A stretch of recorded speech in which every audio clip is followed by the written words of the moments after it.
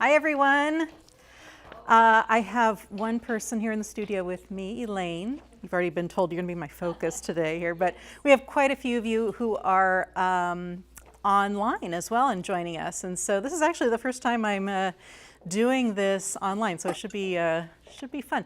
If you're comfortable, please feel free to turn your cameras on. Kind of helps me to look at faces, but if you don't want to do that, that's okay. All right. So good afternoon, everybody. I'll introduce myself first. My name is Julie Tharalson. I'm a dietitian at the Agency on Aging, and we're here to do a program called Eat Smart, Live Strong. Before I launch into what I'm going to do, I'm going to introduce my colleague, Brittany, who's going to talk about a few things as we go forward. Hi, everybody. Sorry. So you can hear me a little bit better. I've spoken to quite a few of you already, and hopefully everybody was able to get all of their materials. They've came in the mail for everyone. So you have your booklet to follow along today. And I just wanted to ask everyone, so our program is through the CalFresh Healthy Living program, so the Eat Smart Live Strong class. And through that, we do have evaluation tools that we have to complete by the state. So today I'm asking everybody to complete the pre-test. You can go ahead and do this at the end of the session. The link is provided in the chat box. So if you click that link, it will take you straight over. It's a quick 8-question pre-test. And then at the 4th session, I'm gonna ask you to do the same thing, same test, but it just helps us evaluate our program as a whole. Thank you, and I hope you all enjoy. Yeah, I'm sorry, I never got my material.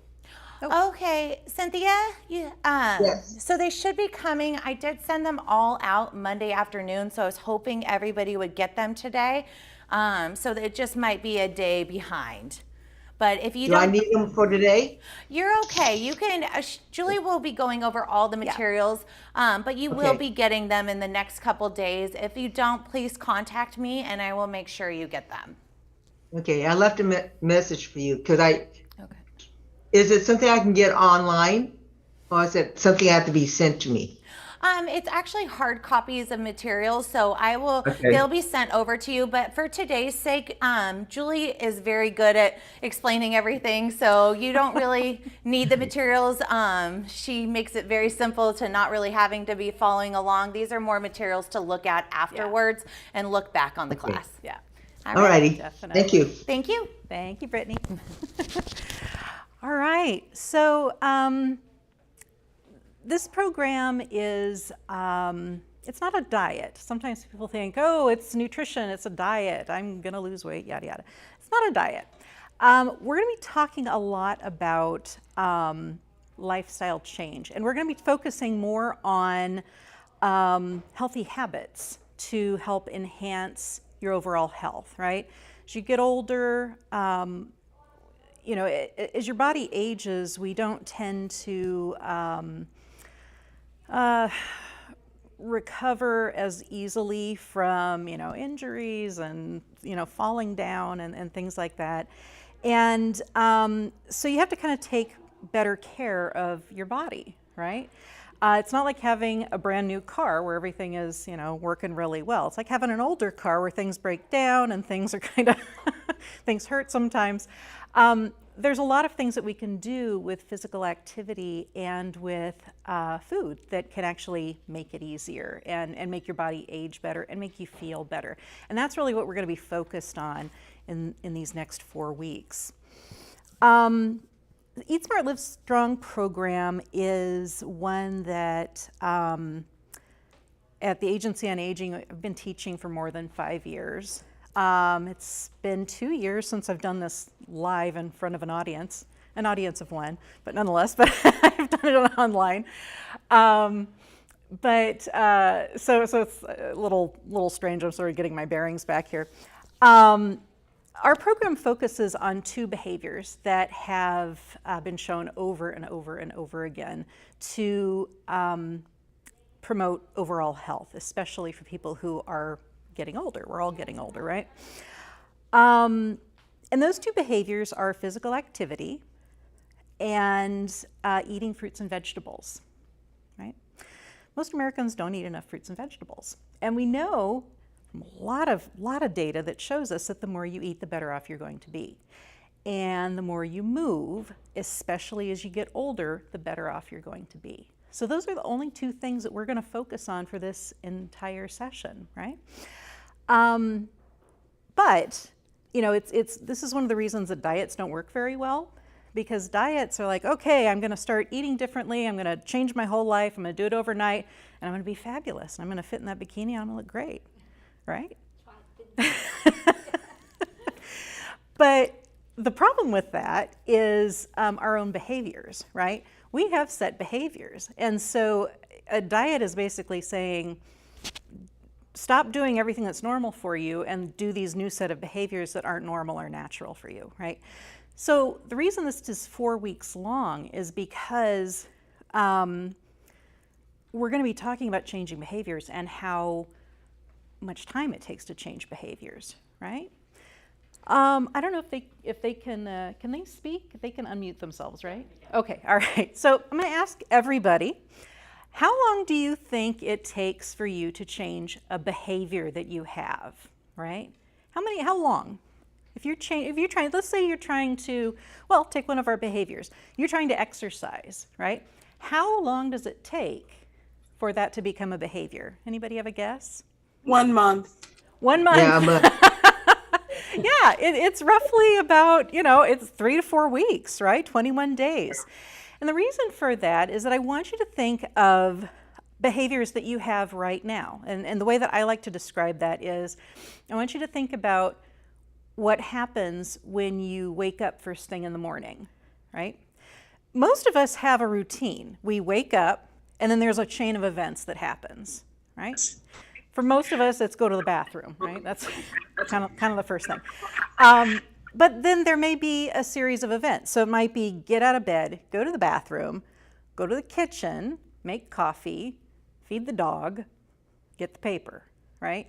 And these are things that you do, or whatever your routine is. These are things that you do over and over and over and over and over again every day, and you've probably been doing them for years, right?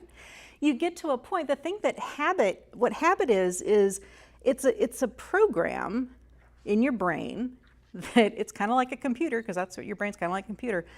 Your brain says, all right, run the morning program, get up, go to the bathroom, go to the kitchen, get your coffee, feed the dog, get the newspaper, right? All those things. And you don't think about it anymore. And that's what a habit is. You do it over and over and over. Your brain knows the program and you do it without thinking about it, right? If you stick a new behavior in that program, it's going to mess everything up, at least for a little while, right? So let's say you come away from this class and you go, oh, I got to eat more fruit. Okay, I'm going to insert a new behavior. I'm going to put in eat a banana, okay? So my new routine is going to be get up, go to the kitchen, make the coffee, eat a banana, okay? Feed the dog, get the paper. Now, do you think that from that day forward, you're going to just automatically eat that banana? It's not going to be any problem. I'm just going to eat it. I'm just going to know I got to eat that banana every day. Are you going to remember that? No. No, because it's not part of your habit yet. It hasn't made its home in your brain, right? So it's like introducing a new program to the computer. Your brain has to relearn how to do that, right? So the way that happens is by doing it over and over and over and over and over again for at least 21 days before your brain goes, oh, we're doing something new here. All right. And then you can make it part of your habit, right? Does that make sense? Okay. So this is what we're talking about. And we're going to spend a lot of time over the next 4 weeks talking about how to make this happen, how to get those habits ingrained into our brain. We're going to talk about what those habits are and how to go about doing that, right? And again, always referring to two things: physical activity, more fruits and vegetables. Okay, that's what we're going to be doing. And as we just learned, it takes about 3 to 4 weeks for your brain to figure it out, and this is 3 to 4 weeks, right? So that's why we meet for 4 weeks. All right, so let's talk a little bit more about the habits in depth, okay? First of all, and this is really participatory, so just feel free. I'm going to ask a lot of questions. Just feel free to, blurt out whatever you want to say answer-wise. Alternately, if you don't feel comfortable talking, you can always do it in the text. And I think, Brittany, you're following the chat?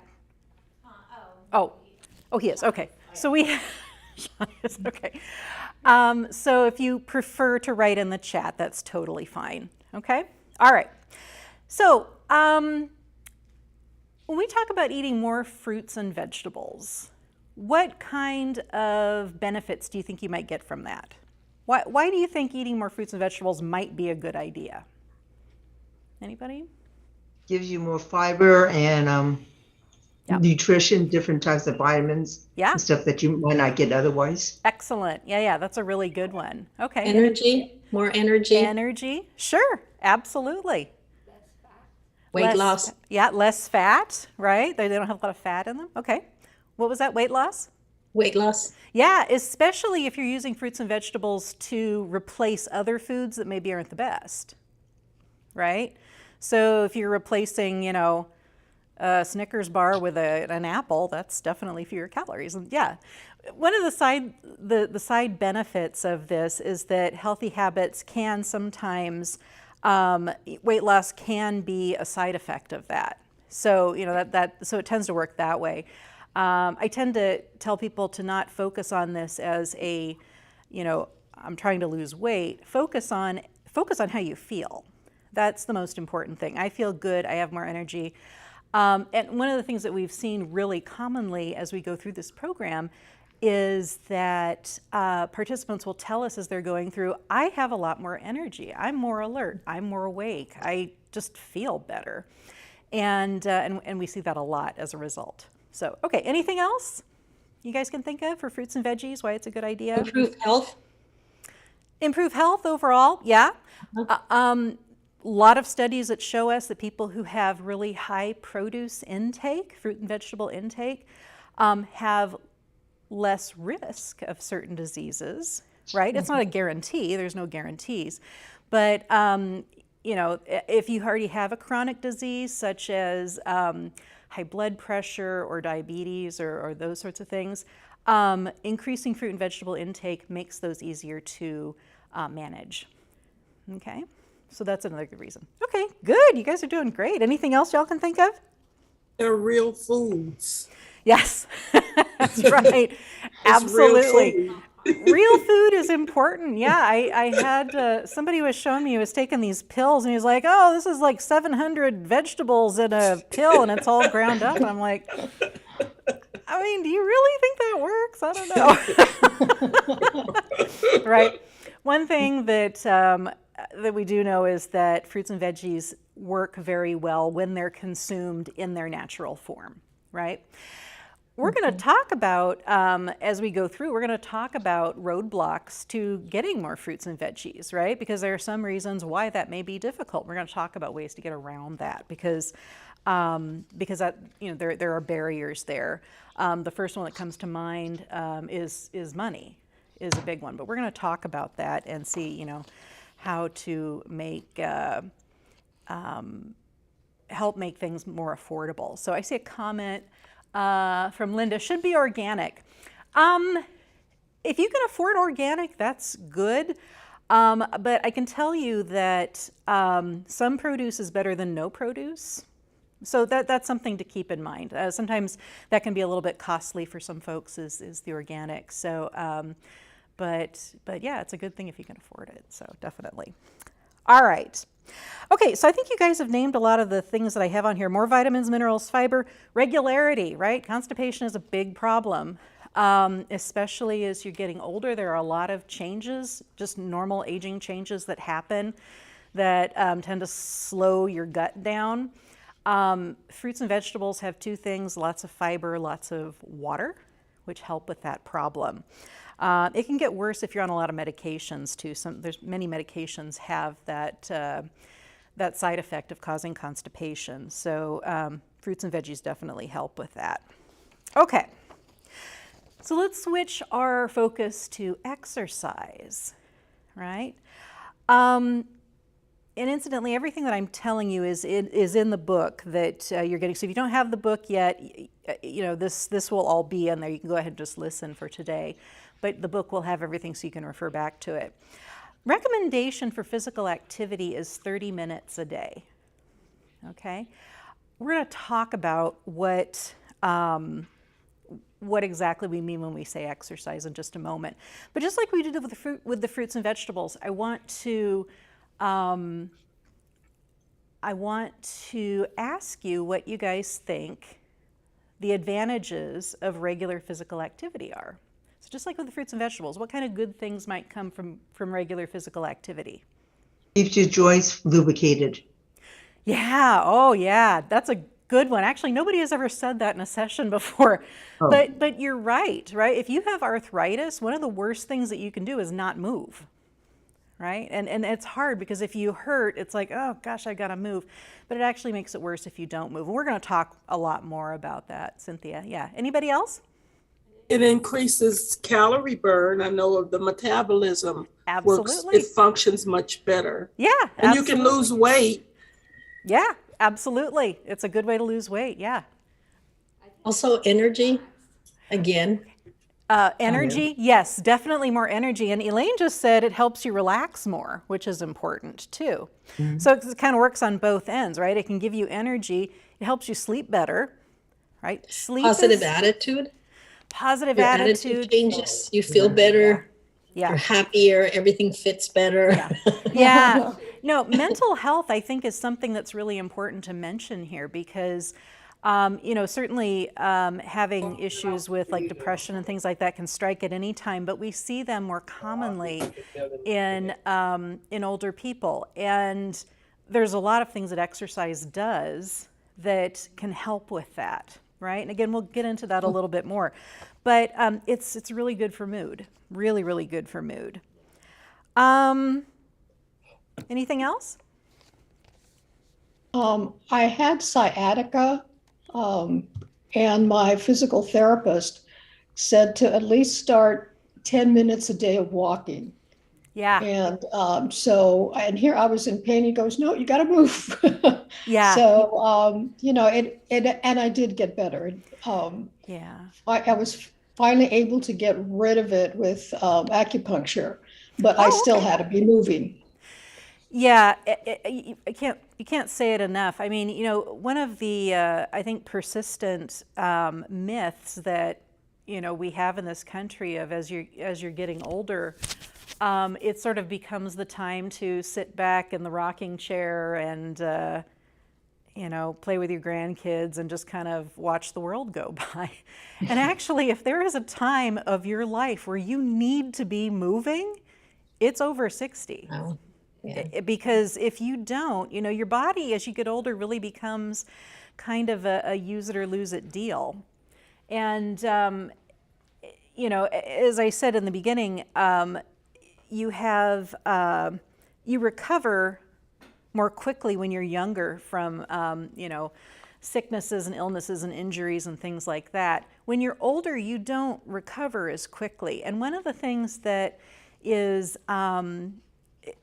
can be very injurious to your body is spending not enough time moving. So if you're sitting, I don't know if you guys have heard the, sitting is the new smoking, and I don't think it's quite as bad as that. But muscles and tendons and things like that, they're older, so you got to take better care of them.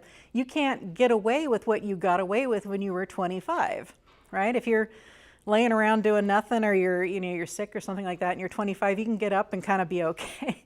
If you're 65, it's a little harder. So physical activity helps with that. And, keeping your body moving is really, really important. And it really helps with that recovery bit. So that's important. Does that help with the swelling in the body? So I'm not a doctor, but so, if you're having swelling, I would say talk to your doctor about it. Swelling can be due to a lot of different things. So, I can't give a good answer on that without, I would say talk to your doctor if you are noticing swelling or new swelling or something like that. Yeah. Okay. All right, good. You guys are great. This is awesome. Okay. So, let's talk about how much fruits and vegetables and how much activity. We just talked about 30 minutes of physical activity per day, but I'm going to get a little bit more into that. Fruits and vegetables. You have it in your book.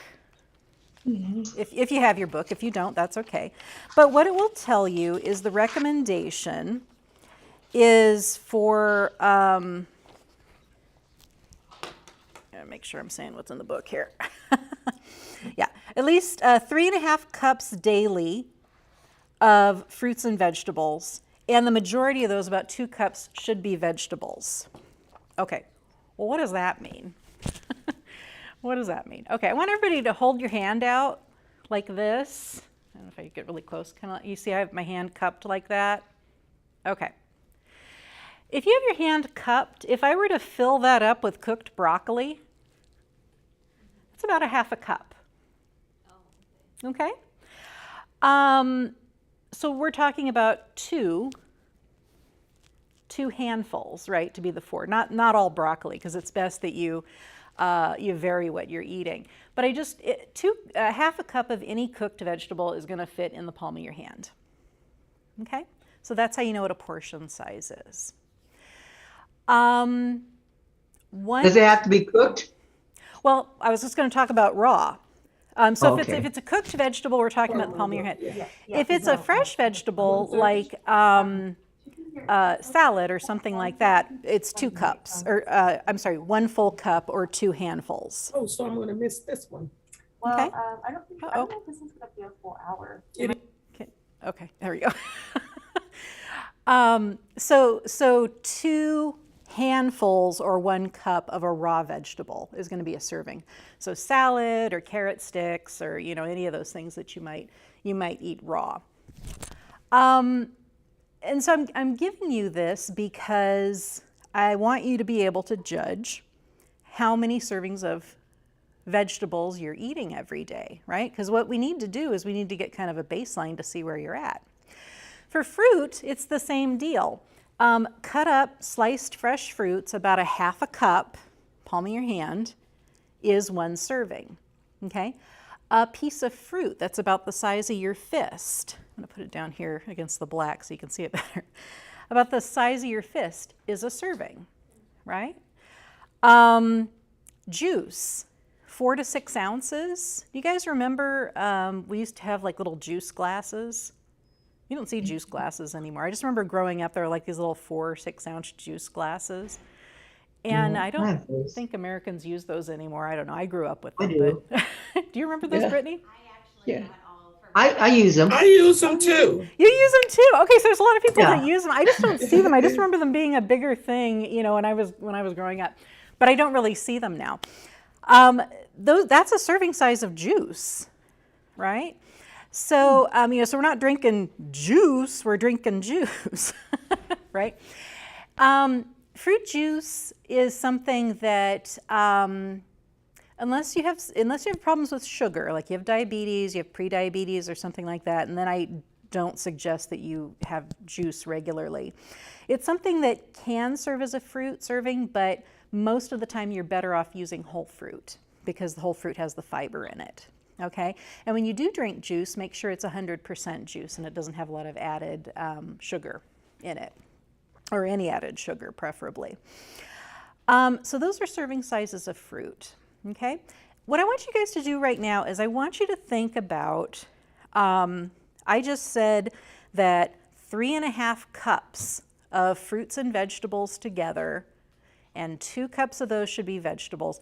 I want you to think about what your personal number is. I want you to take a minute and think about what you eat in a day typically. You don't have to tell me this. This is your business. But what I want you to do is get sort of a baseline of what is normal for you compared to what we're suggesting, right? Maybe you only eat 2 servings of fruits and vegetables a day. Maybe you eat like 2 handfuls, 1 of fruit, 1 of vegetables, right? So that's 1 cup out of the 3.5 that are recommended, okay? So, and actually I think the question with the questionnaire that Brittany gave out, it asked you that question, how many fruits and vegetables are you eating a day? And the reason we collect that information is that we want to know if what you're doing is, if you've improved what you're doing over the 4 weeks. But it also gives you a baseline, because most of us don't really think about that. We just think, oh, well, I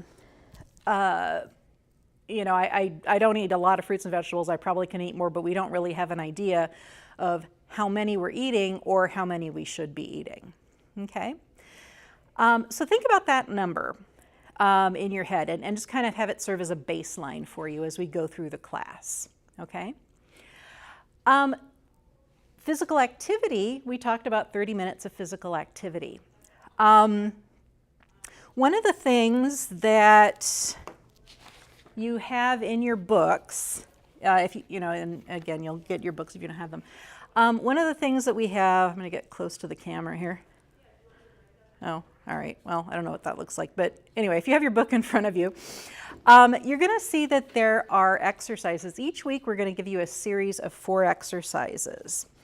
And you'll see that under session 1, you'll see a couple of different exercises. For week 1, we have walking in place, leg curls, upper body twist, and bicep curls.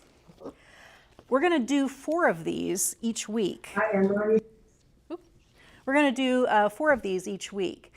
And by the time we're finished with all 4 sessions, you're going to have 16 different exercises. Now, I don't mean that you're going to have to do all these 16 exercises every day.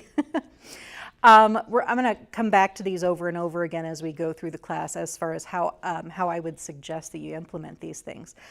But before you get way into those exercises, I want you to think about, what is your exercise number? If it's recommended or suggested that you do 30 minutes of exercise daily, how much exercise are you doing right now? Okay, and again, you don't have to tell me, but I want you to think about that. When I say exercise, we have sort of a broader definition of what exercise is. It's easy to think of exercise as, I've got to go to the gym, and I've got to spend time here, or I have to walk around the block 15 times, or it doesn't count, and that's not true. Physical activity is any kind of exercise where you're up, off your backside, right? And you're moving. And ideally, it's maybe something that is causing your heart to beat a little faster than normal, or maybe you're having to breathe a little harder than normal because you are challenging yourself in some way. Okay, so that could be walking around the block, but it could also be something as simple as parking farther out in the parking lot to the grocery store and, walking in, right? Getting yourself breathing a little bit more. Those kind of things count. We're going to talk a lot about that as we go through. How about housework? Absolutely. Oh my gosh. Yes. Yes. Scrub those pots, right?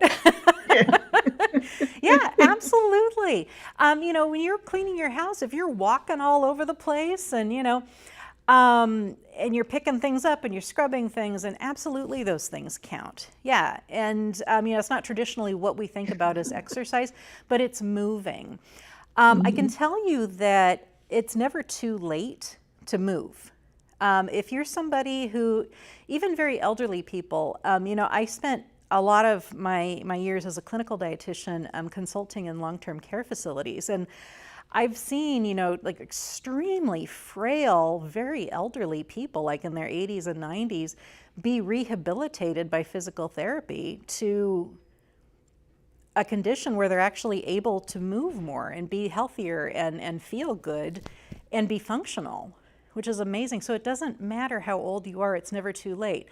This is one of those things also that you may have to change your attitude a little bit. If you have the attitude of, well, I'm not a physical person, I've never exercised, that's just not something that I do. Sometimes it can be difficult to kind of change the idea that you have of yourself from somebody who's never exercised. Maybe you're 70 years old, that's not something that I do. It's too late now, I'm 70 years old, I'm stuck in my ways. It's not too late. It's never too late, okay, to do that. And it doesn't mean you have to be a major athlete, but it does mean... For saying that. Huh? Well, thank you for saying that. Yes, it's never, ever too late. It really, really isn't. That gives me hope. There's always hope. I always say that if you wake up in the morning, there's hope. So there you go. It doesn't matter. It's, when I say that your body is a use it or lose it deal, I mean it, because you can rehab a body that isn't really an exercising body, and you can change it, and you can help yourself live longer if you can do that. And at very least, you can help yourself feel better, right? As we've seen in a couple of the examples with the sciatica and the arthritis and things like that. So it's really, really important.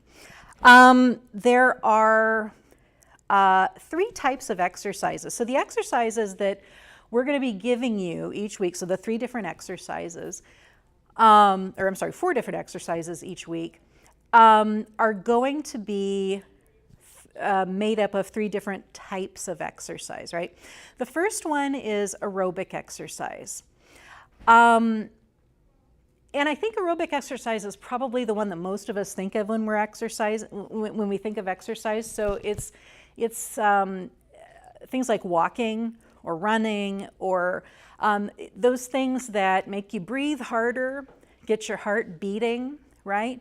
And that's an important type of exercise, right? It burns the calories, makes you sweat a little bit. That's an important one. But the other 2 types are also critically important, especially if you're aging, right? We're all aging. I say if you're aging like that's an option. We don't really have a choice, do we? It would be great if we did. I'd like to stop aging, please. I would have stopped 25 years ago if I could, but anyway. So the thing with the exercising is the other 2 types are, the first one is weight training, right? It's called resistance training. So this is what we're talking about, muscle building, right? And one of the ones that we're going to do today, which is the arm curls, is an example of that, okay?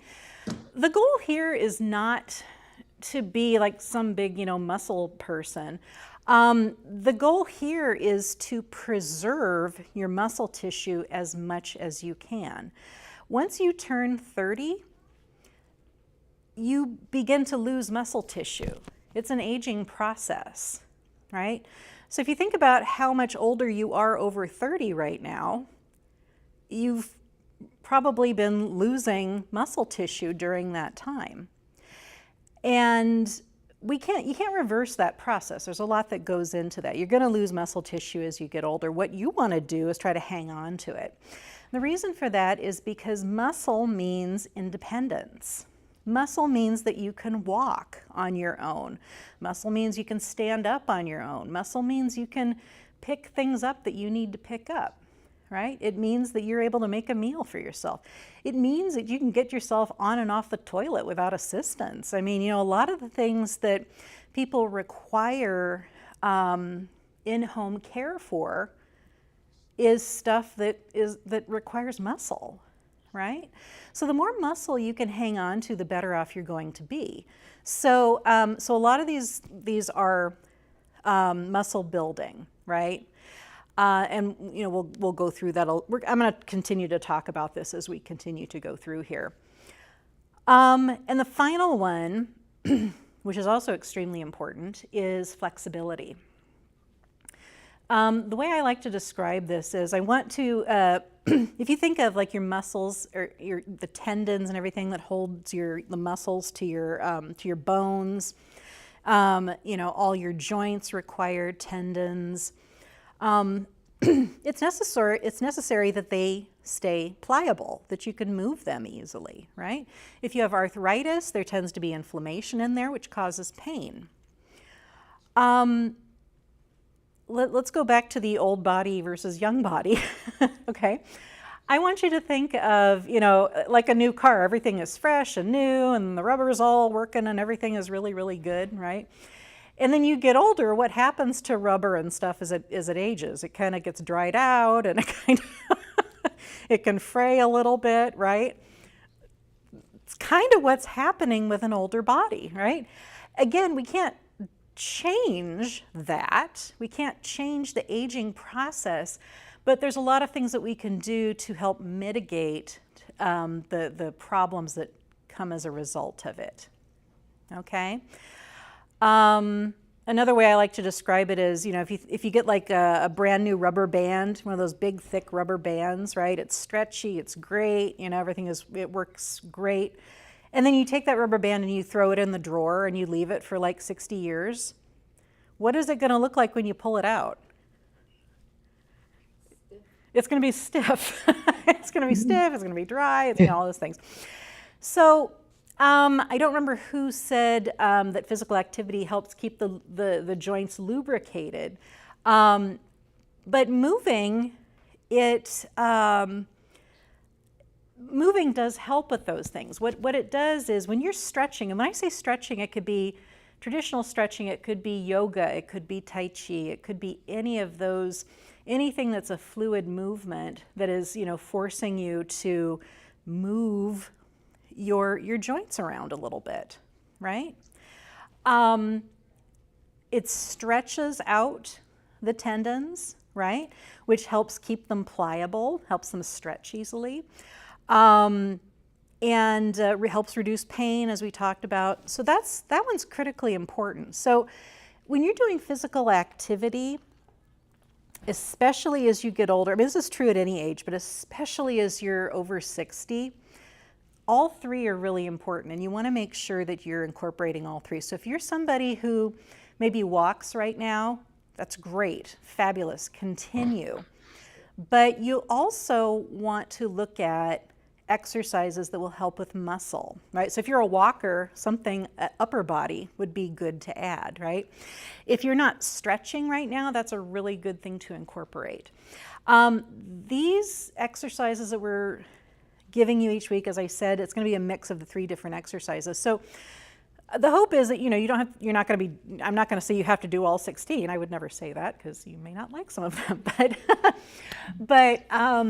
but it may give you some ideas to say, oh, that's a good one to stretch my hip out or to strengthen my arms a little bit.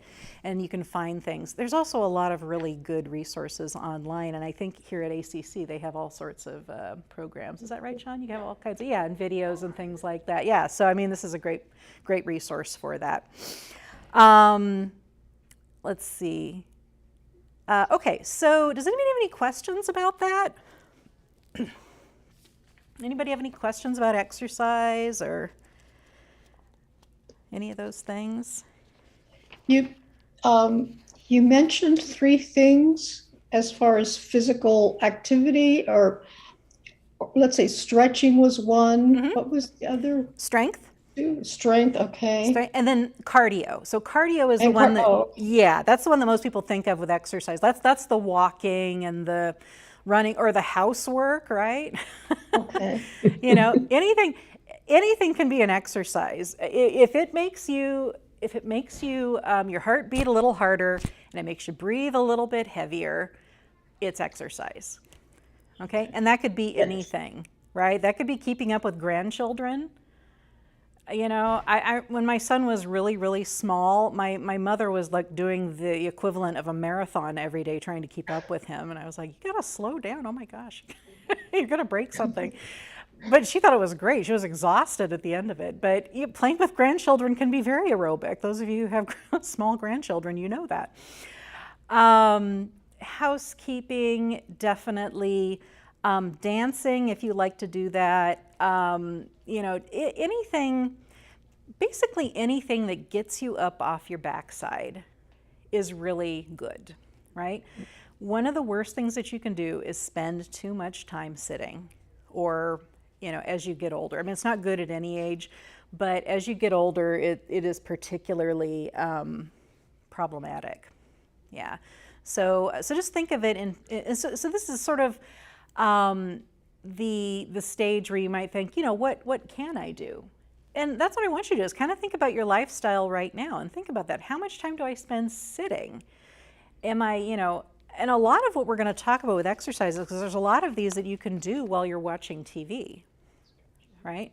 We're going to talk about, especially like muscle building. We're going to talk a lot about these. So actually, what I think I'm going to do right now is take you guys through these exercises. So if you want to Can I ask a question first? Yeah, please. Yeah. How much time do you think is okay to be sitting? In relative percentage to your activity and stuff like that. A good rule of thumb, and this is it's not necessarily evidence-based, but I think it's a good recommendation, is that for every hour you have been sitting, it's a good idea to just get up and do something, right?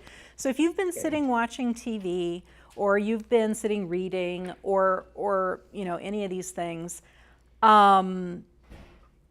it's a good idea to get up and just move. And it doesn't have to be exercise. It can just be something as easy as get up, walk around the house for a few minutes, put in a load of laundry, go outside and, do whatever you want.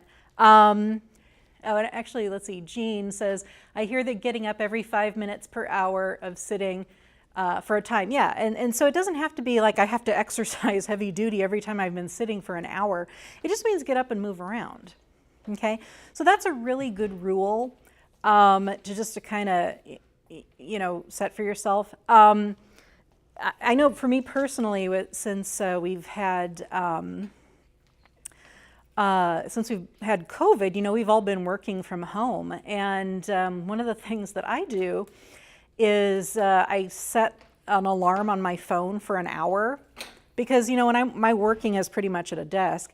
When it goes off, I get up and I wander around my house for a few minutes. And for me, usually it's like unload the dishwasher or, something like that. But it keeps me from sitting for hours and hours on end.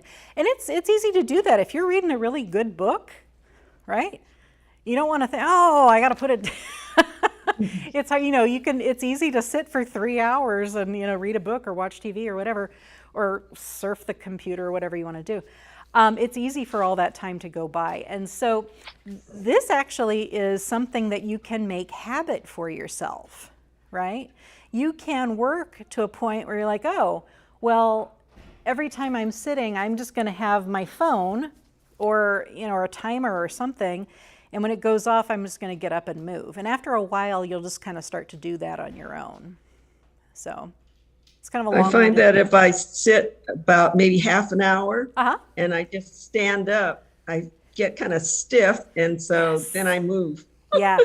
No, Teresa, you're absolutely right. I mean, I know personally, as I've been getting older, if I sit more than an hour, I get achy, like through my hips. And it's like, oh, God, I got to get up and move a little bit because I'm starting to get really stiff.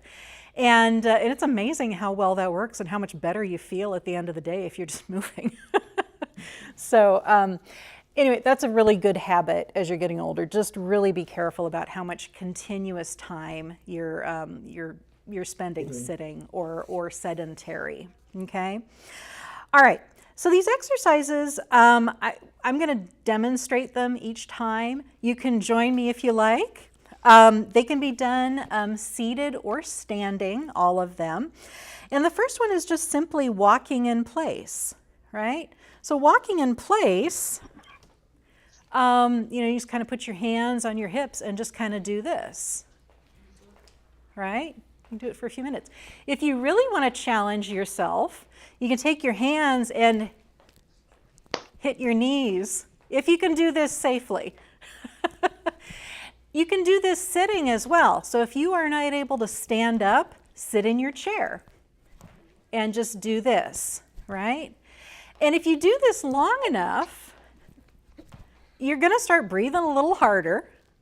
Your heart's going to be racing a little bit more, right? And do it, as long as you can, right? Maybe set your timer for a minute and see if you can do it for a minute or 30 seconds. Okay, can you guys feel this now? Are you feeling it through your thighs? Okay. So you guys can stop if you like. This is really simple. You didn't need any special equipment for it. You just need your body, right? And pretty much all the exercises that we're going to be doing, you're just using your body. But you can feel that maybe you're breathing a little harder. You can feel the muscles. Could you feel these muscles on the front of your leg doing that? Yeah. So that's a really simple one. Okay. So that's kind of a combination cardio and strength, right? Because you're lifting your legs. So that's muscle building, but it's also getting your heart pumping a little bit more. Can you show me how you do it sitting down? Sitting, yeah, that's a good idea. Okay. Yeah, I'm going to grab a chair here. I think this one will be easier to maneuver than those bigger ones back there. But if you're sitting in a chair, and I think you guys can see me okay, you can just do this. And if you do this long enough, you get the same benefit. Breathing harder, and it's muscle building. Okay? The next one is leg curls. So this is where you are standing against, you're going to balance yourself on something, whether it's a counter or a chair, and you're just doing this, right? So it's pretty easy. This is going to be muscle building. We're actually working on the back side of our legs right now. And if you do it fast enough, you can make it aerobic. Okay? That's a really easy one. This is something that if you are watching TV, you're watching the news. I don't know anybody who wants to watch. I stopped watching the news. It's really depressing these days. But you're watching your favorite show. This is something that if you've been sitting for an hour watching, get up and do this. Grab, something that you can hold on to in the room that you're in. And that's something. How do you do that sitting? How do you do that This sitting? this one's a little more challenging sitting. Yeah. You can do it. What you usually have to do is kind of move to the side and do this. So you're still getting, it's a little more awkward sitting.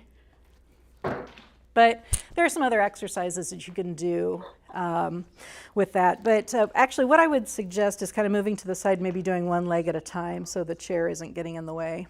Yeah. But it's squeezing these muscles back here, right? These hamstring muscles. So, okay. The next one is the twist, I think. Not the dance, but the nobody wants to see me dance, I can guarantee that. Okay. All right. This is stretching. All right. So this is an upper body twist. It actually helps twist your spine a little bit. So you're going to stand, hands on hips, feet pointing forward, and you're going to, without moving your feet, turn and try to look over, try to look in back of you, and then go the other way. So you're twisting at the waist, but your feet are staying planted on the ground. Toes are pointing forward. Do you feel that stretch? Yeah. Stretching feels really good. It's something that it's easy to forget to do. So it's something that when I am working from home and I've been sitting, in front of my computer, I forget to stretch, and you stand up and you stretch and it's like, oh gosh, that feels really good. So this is an example of that stretching, okay? And in this case, it's stretching all those muscles along your back. It's stretching your hips a little bit, right? And it's keeping everything pliable, okay? So you do move your hips also then? Move your hips, you're just not moving your feet. Yeah, okay. Yeah, so you're going to move your hips. Your hips are going to kind of pivot around. You just don't want your feet. Okay? Now, something I'm going to tell you all is that these exercises, if there are some that your doctor told you that you can't move that way or it hurts, don't do it, okay? That just means that that exercise is not appropriate for you. So, and our goal here is not to hurt you. We're trying to just get you to move in a safe way. So, yeah, so if you had some sort of an issue with your spine or something like that, or it hurt, pain means it's not right. Don't do it. Okay? So that goes for any of the exercises that you're going to see us do over the next couple of weeks. Anything that you see in your book, if it falls into that category, don't do it. Okay? All right. The final one for this week is bicep curls. Okay, so biceps are these muscles on the front of your forearms, right? If you have weights, you can use them. And if you don't have weights, but you want to use weights, you can use things like cans of soup or bottles of water, okay? Or the nearest grandchild if they're small enough, right? You know, bicep curl, hold still. Grandma needs to exercise, all right. But if you don't have any weights at all, that's not a worry. What you can do is you're going to start with your hands down. You can do this standing or seated, obviously. And when you are relaxed, what I want you to do is just breathe normally. And I want you to make a fist with both hands, clench up your muscles, and then breathe out as you bring your hands up. So relax and down. Clench and really flex your muscles as you're coming up. All right, good. Inhale, down, relax. Clench. Relax and down. Let's do 5 more. Clench.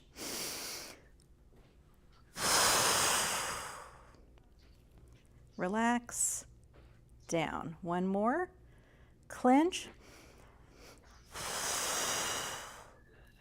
Relax and down. Okay? Can you feel a little bit on your biceps when you do that? Yeah. Yep. The effect will be, okay, see, Cynthia, it looks like you have weights, right? Yeah. Okay.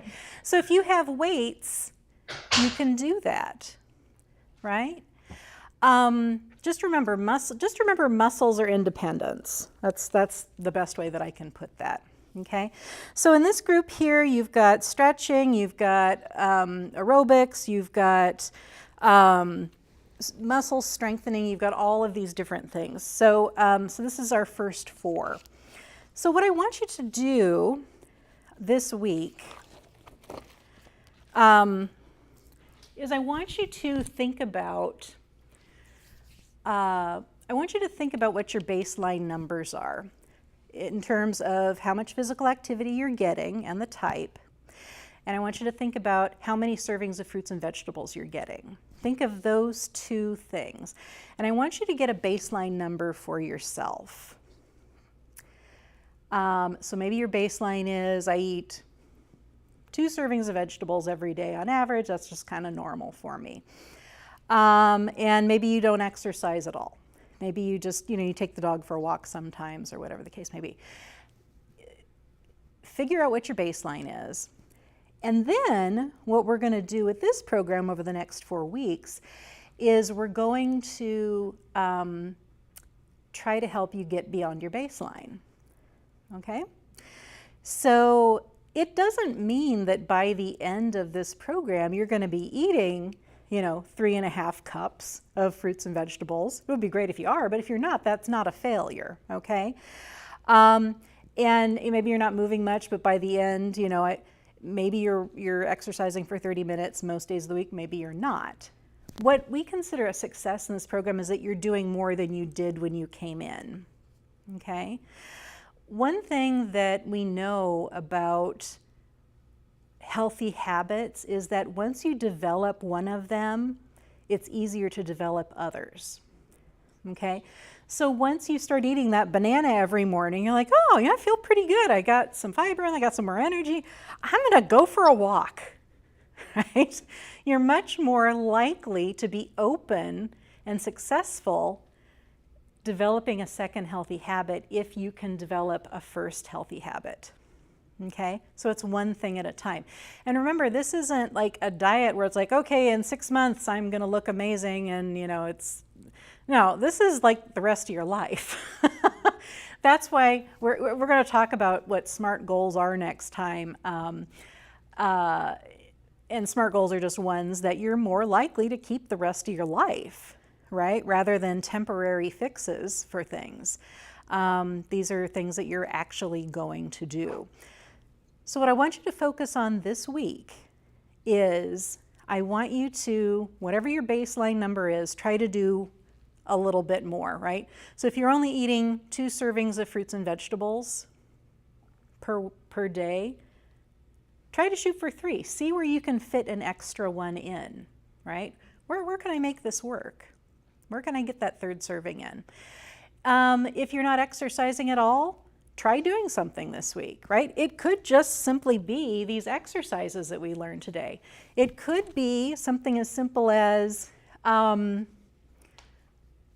to be a little more aerobic when you're cleaning your house, right? Walking around a little bit more. It could be parking farther away from the store. It could be, taking the long way to get to your mailbox, right? What I want you, so that's the other thing. So I want you to try to just be a little bit more physically active this week and eat a little bit more fruits and vegetables. What we're going to do next week is I'm going to ask you how you did. Okay? Now, I'm going to ask you how you did every week. And if you come in and you didn't do anything, I'm not going to tell you you're bad and you have to go away and you don't get to come back anymore. I'm not going to say that. Because that's not unusual, right? I'm asking you to do something different, something that's not normal for you. So, but what we're going to talk about next week are barriers, and we're going to talk about why those things didn't happen. So we're going to delve a little bit more into those. And so we're going to focus next week on kind of barrier issues and things to help lower those barriers so you're more likely to have these healthy habits. And we're going to talk more about fruits and veggies, and we're going to talk more about physical activity. You're going to have 4 new exercises, and we're just going to delve a little bit deeper on these topics. Okay? Does anybody have any questions about anything? I got to make sure I didn't forget anything. Oh, I did forget one thing. Anybody have any questions about any of this? I do. Okay, Elaine has a question. Picture of the vegetable. Yeah. Serving size. Yes. Do you have something like this for fruit? Oh, for fruit, I'm going to run over here quickly. Is it? Yeah. So Elaine pointed out this this piece that we have on serving sizes of fruits and vegetables, and actually, yeah, it's just all veggies on here, isn't it? Okay, well, you have this, this has portion sizes. I talked about the fruit portion sizes, so the fist being fruit and a handful being a half a cup. If you can kind of think of that, then that will work pretty well. But Brittany has put a lot of resources in these binders, so you can take a look and see what all is in there. And I'm happy to answer any questions next week if you have them. Okay. There's another page in this book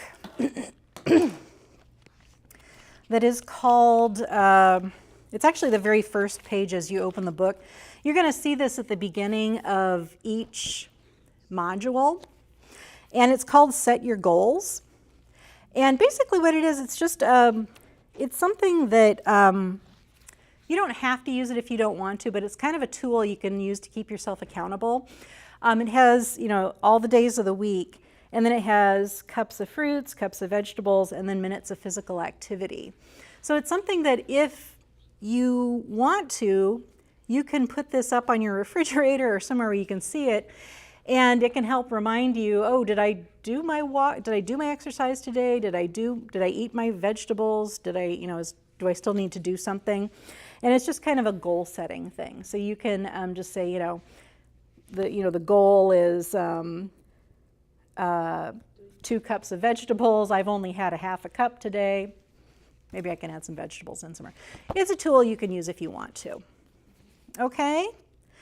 But I think that one of the things with this that works really well is it's a reminder to do your new habit. Because remember, you're going to need to remind yourself a lot. We're going to talk more about that next week. But you're going to need to remind yourself a lot to do your new behavior in order for it to happen. Okay? All right. So you guys have your homework for next week, right? Yes. All right. And I'm going to ask you guys how you did next week, but it's not a trap. All right. Excellent. Okay, if nobody has any questions, Excuse me. yeah. I'm going to be going out of town tomorrow through Wednesday. Okay. So any tips on what to do with this, or? Well, I have a feeling I'm going to be. Yeah, I have a feeling I'm going to be moving more than I normally do. So then go with it. Okay. All right. See, you're already going to do perfect next week because you're already moving more, right?